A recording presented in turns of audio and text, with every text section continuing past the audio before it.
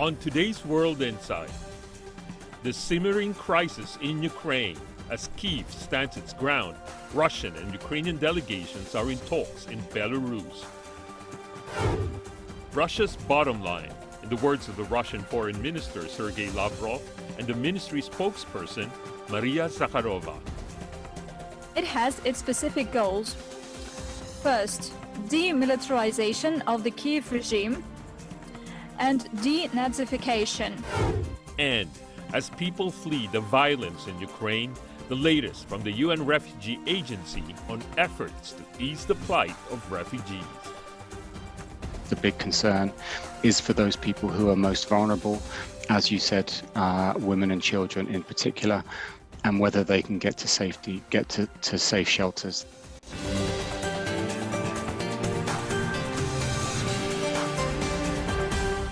Here is our host, Tian Wei. Hello and welcome to World Insight. I'm Tian Wei in Beijing. We have a lot of exclusive interviews for you later in our program, but now the latest on the situation going on, the brewing conflict going on between Russia and Ukraine. Moscow and Kyiv delegations wrap up a meeting in the Belarusian Goma region near the border, according to the Ukrainian media. However, there is a different interpretation of exactly what happened from the Russian side, suggesting the negotiation has not yet wrapped up. Russia's delegation is headed by the assistant to the Russian President Vladimir Putin, while Ukrainian's defense minister leads the other side. Russian negotiators say they seek to reach an agreement with their Ukrainian counterparts, who had postponed the talks several times. For its part, Ukraine says its main goal in the talks is an immediate ceasefire and withdrawal of Russian troops. The Ukrainian officials say blasts were heard in the capital Kyiv and Ukraine's second biggest city, Kharkiv. They say the Russian army has stood down since Sunday and there have been no drastic changes to the situation on the ground. Russian officials on the other side did say some of their troops were, quote, killed and injured, but they insist that they have their air superiority over Ukraine and that civilians can leave Kyiv freely. That is according to the Russian side.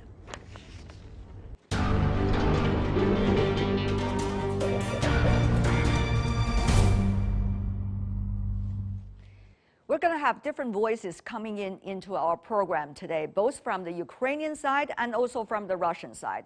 For now, let's go to Ukraine. In Ukraine, we are joined by Peter Dickinson in West Ukraine, the editor of the Ukraine Alert at the Eurasian Center, which publishes the Business Ukraine magazine. Mr. Dickinson, welcome to the program. There are a lot of confusion about whether or not the negotiations, first round at least, have wrapped up or not. Given your knowledge of what is going on right now, what do you think might be the immediate goals Ukraine has in mind for the negotiation?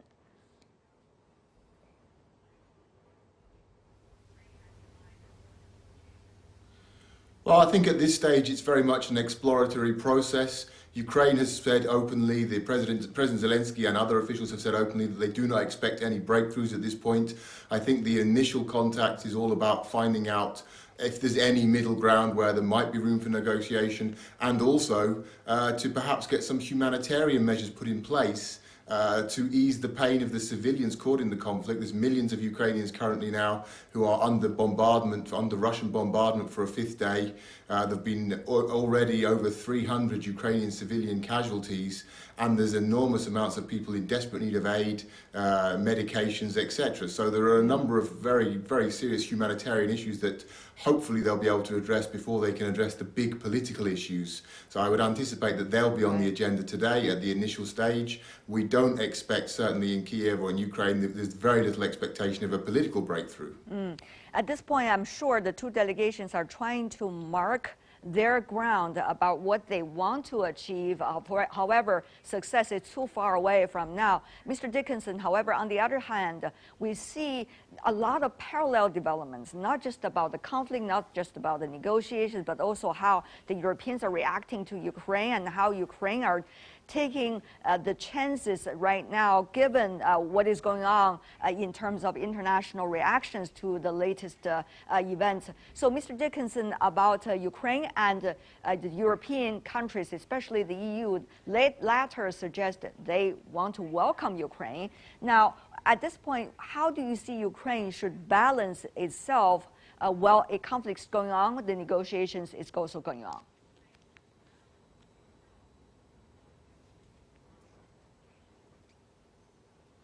Well, the European Union's response to the Russian invasion has been far more emphatic than anybody in Ukraine had possibly imagined it could be.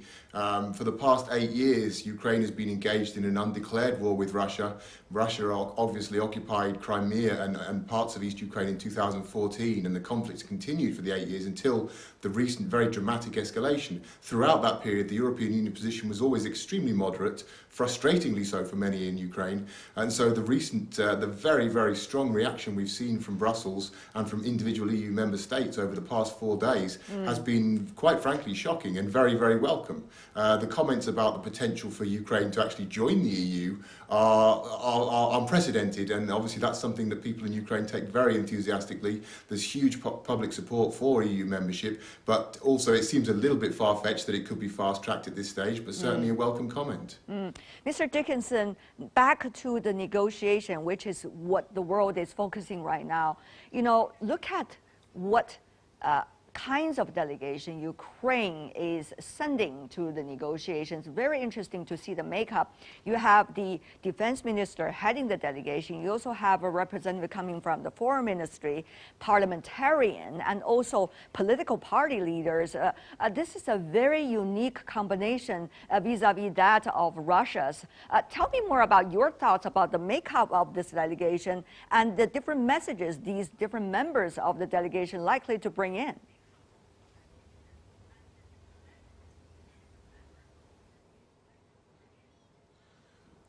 Well, I think if we consider like for like, I would say the Ukrainian delegation is more senior in terms of the positions they hold within their respective government.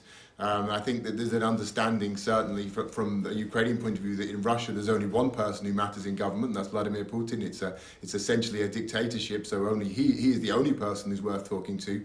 In Ukraine, obviously, Ukraine has been a democracy, obviously, for the past 30 years, and is strengthening its democratic credentials over the past 15 or 16 years since the Orange Revolution of 2004. So the Ukrainian government, certainly the Minister of Defense, is seen as a very authoritative figure in Ukraine. Minister Reznikov, who's heading the delegation, is seen as a very senior figure. Some other figures that have gone there, the head of the parliamentary committee, they are close to President Zelensky as well. So clearly they're taking these talks seriously. Mr. Dickinson, just to follow up very briefly, some suggest there have been some confusion of ideas and voices coming from the Ukrainian side. For example, President Zelensky is suggesting about negotiations while different bureaucracies talking differently. Do you see a very concerted efforts now from the Ukraine side, given your information inside Ukraine?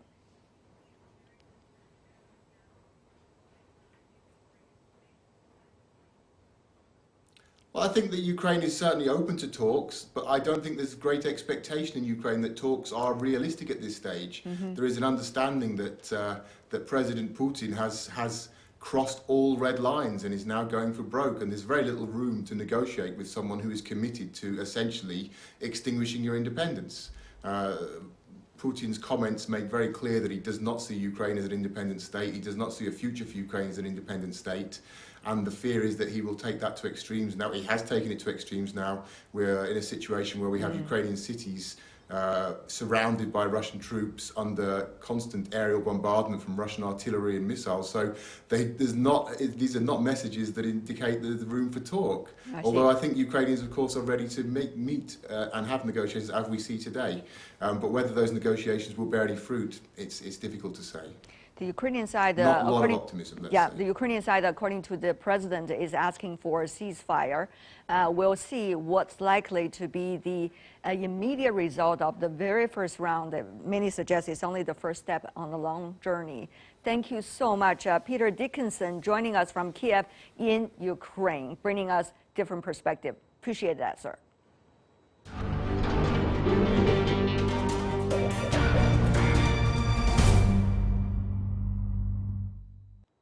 This is World Insight. Our program is coming to you live from Beijing. I'm Tian Wei. While the Ukrainian and Russian delegations are meeting in Belarus, what's Russia's goal? Earlier in a media briefing held by the Russian Foreign Minister Sergey Lavrov, I had the chance to ask him several questions, including if there's also room for diplomatic negotiations between Russia and the West, for example, NATO and the United States. Let's hear what Mr. Lavrov had to say earlier. So is there much space still through negotiations and consultations? This is a question coming from CGTN. China has been advocating through negotiations and consultations and diplomacy there is still space. Does Russia believe so? If so, with whom? With Ukraine, with NATO, or with the United States? Mr. Minister, thank you. Мы всегда были за переговоры. Шанс на переговоры сохранялся до последнего. Negotiation plans are on the table with the US, EU, and NATO. President Putin says he's willing to negotiate with NATO. Actually, we had many negotiations before. We also talked about some countries' security should not be at the cost of other countries' instability. Russia needs to work with the Organization for Security and Cooperation in Europe, the OSCE, to resolve the security issues and fix it on paper and make it law. It was the West that did not implement the Minsk agreement, but instead pointed their fingers at Russia. The Russian-speaking population in Ukraine are currently suffering, which is something Russia cannot accept, and it's out of Russia's tolerance. Russia will not end the special military operation until Ukraine meets Russia's requirements. In a conflict like this, we're trying to hear voices from different sides. Earlier, we have already heard from the Ukrainian side and also the Russian side briefly. Now more about the analysis about what does Russia have in mind going into that negotiation room. On the Russian-Ukraine negotiations in Belarus, I also earlier talked to Maria Zakharova, the Russian Foreign Ministry spokesperson. This is an exclusive interview with her. She told me senior experts who are quite familiar with the current situation are part of the Russian delegation. Certainly today, we have seen the makeup of that delegation, and she also explained Russia's security demands. Let's see how those points were raised during the negotiations. Take a look at this. Ms. Maria Zakharova, Director of the Information and Press Department of the Ministry of Foreign Affairs of the Russian Federation. What a pleasure to see you, ma'am. Thank you so much. Спасибо. So Thank you. Let me ask you about the latest development. According to the presser coming out of the phone conversation between Chinese and the Russian president suggested that Russia is willing to talk to Ukraine. Would there be suspension of military action when the discussion begins?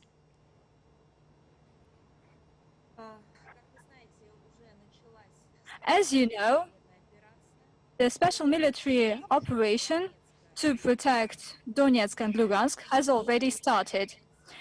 It has its specific goals. First, demilitarization of the Kyiv regime and denazification. These are two tasks that should be implemented, as was told by the president. Once we heard President Zelensky stating during his TV address a request or a statement about their desire and the opportunity to hold negotiations immediately at the level of foreign ministers and the administration of the president, it was stated that we are ready for such negotiations. As for the Russian side, a group, a delegation could participate. It could engage representatives of foreign ministry and defense ministry and the Kremlins. Well, it would be a high level. I'm not talking about the high leadership, but that would be senior experts that have a deep knowledge of the current situation. As for all the other details, they will be provided later on. We should understand how serious the Kyiv regime is about its intention. The thing is that over the past years, we have repeatedly heard their oral desire to launch negotiations, but once these negotiations started, we saw how the Kyiv regime blocks them.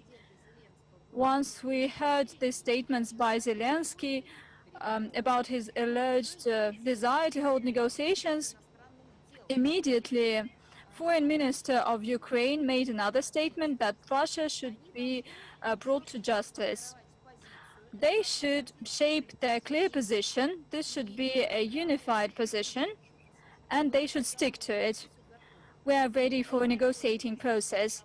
We're not ready to hold negotiations just for the sake of holding negotiations. Out of humanitarian perspective, do you think the special military operations will be paused or stopped soon?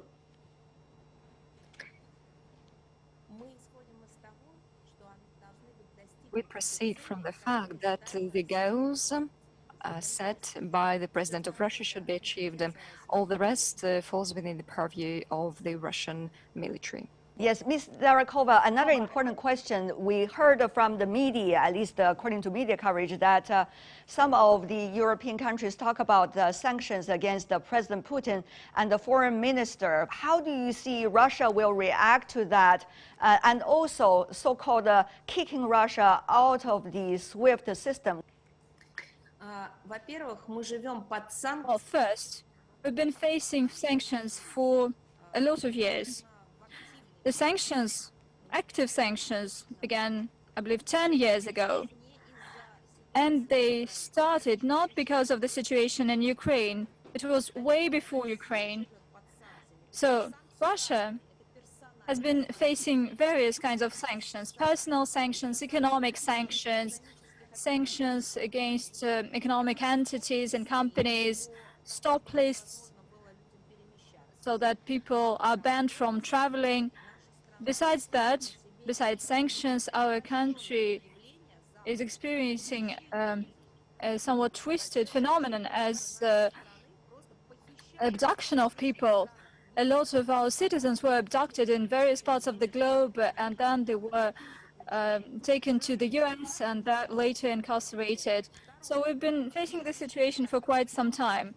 That's one thing. Second, we got used to that.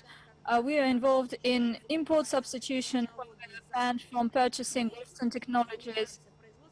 We're engaged in producing our own goods in various economy sectors. So it wasn't our choice. We stood for universal cooperation, but once they used illegal unilateral sanctions, we started developing independently, where we have to make up for that. Third, given the illegitimate nature of the sanctions, these are unilateral sanctions that were not imposed by the Security Council of the United Nations, but by independent countries. We respond to them. We do not accept these sanctions, and we mirror these sanctions. We reciprocate them, and we have either symmetrical or asymmetrical responses. We impose sanctions as well. Well, you might know that or not, but you can congratulate me on that. 2 days ago, I also faced sanctions. So I had these personal sanctions imposed against me. So there are a lot of officials, businessmen, bankers, even journalists that have sanctions imposed against them.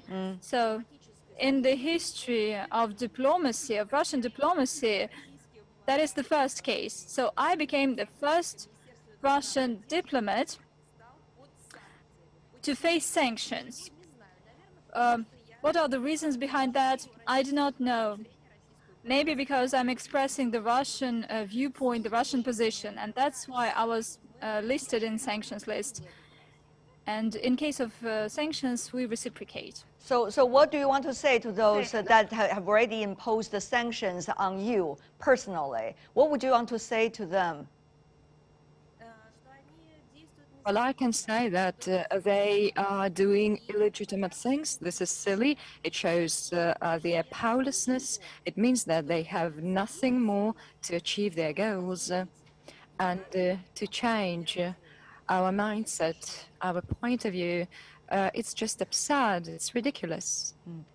Thank you so much. Maria Zakharova, Director of the Information and Press Department from the Ministry of Foreign Affairs of the Russian Federation. Really appreciate that, ma'am. That's my exclusive interview with the spokesperson of the Russian Foreign Foreign Ministry earlier. This is World Insight. Coming up, we got more voices as people flee the violence in Ukraine. The latest from the UN Refugee Agency on efforts to ease the plight of refugees next.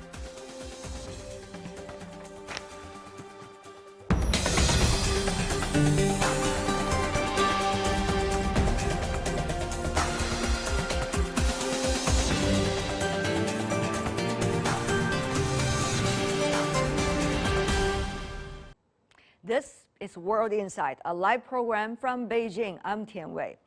Tens of thousands of Ukrainians have fled their homes since Russia launched the so-called special military operations.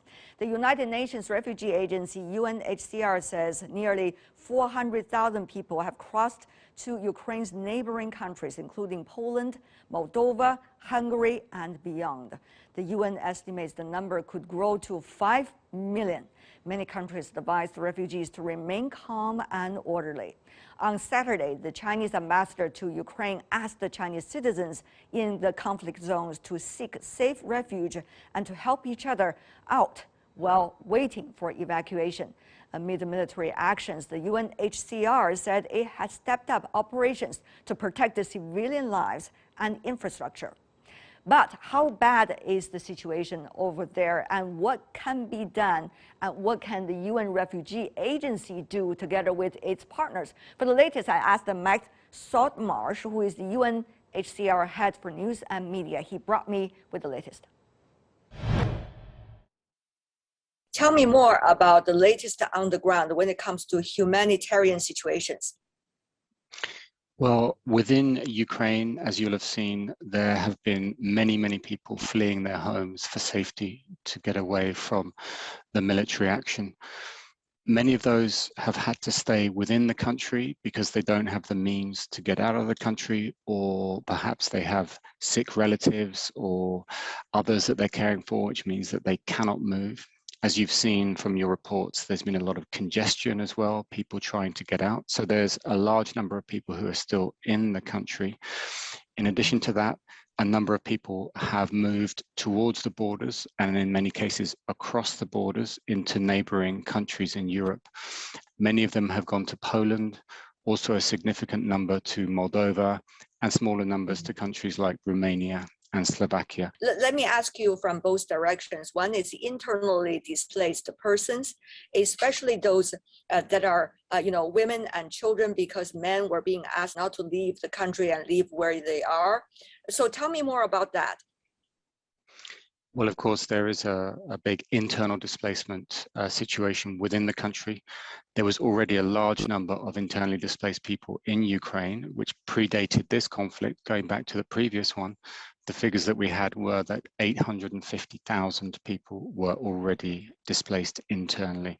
In addition to that now, since the fighting in the last couple of days, those numbers, they'll be much higher because there'll be new people who will have left. And of course, the big concern is for those people who are most vulnerable, as you said, women and children in particular, and whether they can get to safety, get to safe shelters. That's the big question. In terms of our activity within the country, yes, we have a number of offices in the country. We have over 100 staff in the country.